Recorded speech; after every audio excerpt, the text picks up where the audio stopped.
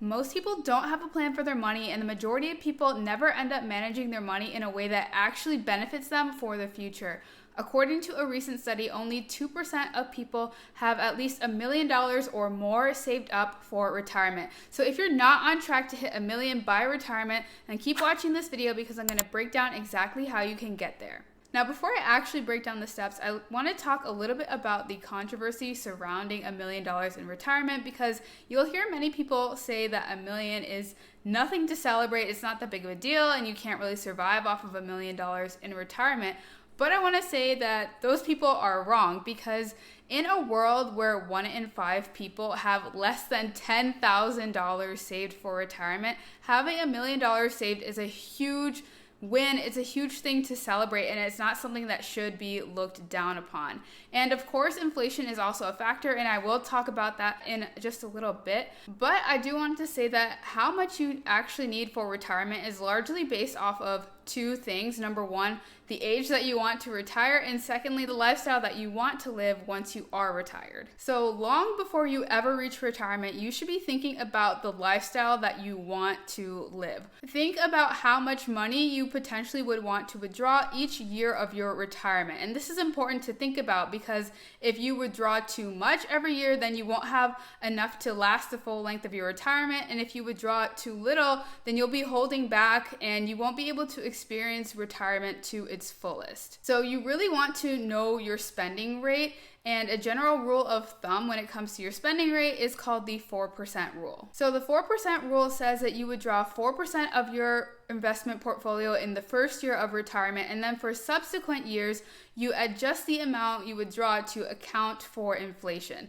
So if you never want to run out of money in retirement, then this is a very helpful rule to know, because there is a very high probability that you will not outlive your money. So practically speaking, say you have $1 million saved for retirement.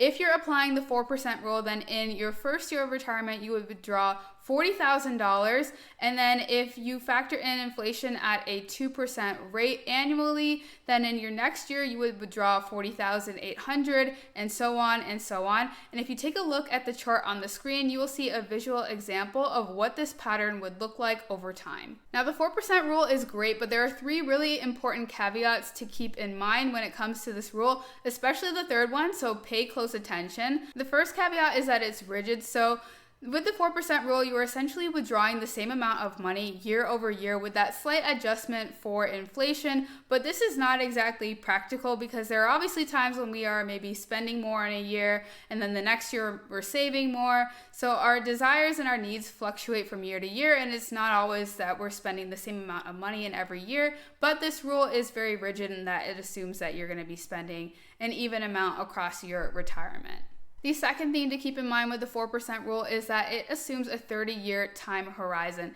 And not to get all dark and depressing, but 30 years may not be the correct time horizon for everyone. The Social Security Administration estimates that the average life expectancy after age 65 today is currently less than 30 years. So again, this does depend on the age you are planning to retire, and also your health, how well you take care of yourself, and also external factors that we cannot control. The third really important thing to keep in mind is that the 4% rule does not account at all for taxes or investment fees. When you're withdrawing your money in retirement, you will have to pay that from the money that you're withdrawing. So for example, say you withdraw $40,000 in your first year of retirement, but you have $3,000 worth of taxes. That $3,000 would come out of your $40,000, so you'd actually end up with $37,000 that year. This is why it's important to be strategic about where you're investing ahead of time, especially if you want to avoid paying taxes in retirement, because there is a way to do that, which I will talk about in a second. So you really want to be strategic about accounts that you're using to invest, because there are many different options, but for most people, the most obvious place to start is your employer-sponsored 401k or 403b account. This is a really great place to start, and I highly recommend it, because you can get your employer match if that's something that your employer offers. So for example, say your employer offers a 100% match up to 3% of your salary, and you're currently earning $60,000 a year, That means the maximum your employer would contribute to your 401k is $1,800. So you would also want to contribute $1,800 so you can maximize your full benefit. This is a really simple step, but most people actually don't do this. And I highly recommend that you don't miss out on your opportunity, especially if you want to get into that top 2% and reach your investment goals faster. This is something that you do not want to skip because you're essentially leaving free money on the table. So go get your employer match, check today, and make sure that you are maximizing this benefit. Now, you don't have to just invest using your 401k or your 403b. There are other options to consider, and an option that I love and I highly recommend that you look into for yourself is called the Roth IRA. So a Roth IRA is an individual retirement account that you can open up all on your own at a brokerage like Fidelity, Schwab, Vanguard, and there are many other options too. But in contrast to a 401k or 403b, which is employer sponsored, your Roth IRA is an account that you can open up all by yourself and on your own. And the contributions you make to your Roth IRA are from post-tax income. At age 59 and a half, you can withdraw both your contributions and your earnings tax-free, which is a great way to avoid paying those taxes in retirement that we were talking about earlier. So using a Roth IRA, you can actually become a tax-free millionaire in the future. There are two really important things to keep in mind when it comes to Roth IRAs. Number one is that there are contribution limits. You can contribute $7,000 if you are under age 50, and you can contribute $8,000 if you are over age 50. And then the second thing to keep in mind is that there are phase outs to how much you can contribute as your income increases, but this really applies to high income earners. So I'll put the phase out ranges on the screen right now so you can assess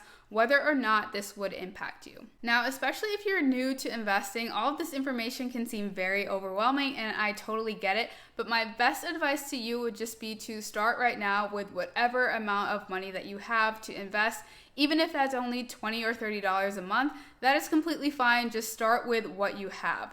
The important reason why you should start is because compound interest is what works in your favor to really skyrocket your investment growth over time. You may have heard that your first $100,000 invested is the most important because this is the most difficult number to achieve. So in order to reach your first $100,000 invested, you have to put in a lot of your own money. But once you hit that $100,000 mark, from there, compound interest kind of works in a snowballing effect to grow your investments quickly over time, and eventually the interest that you receive on your investments may actually outpace your contributions. This is why it's really important to just start small right now so you can start building up your investments and just increase your contributions over time as you are able. So if you're ready to start investing but you just don't know which investments to consider adding to your investment portfolio, then click the link in the description box below for details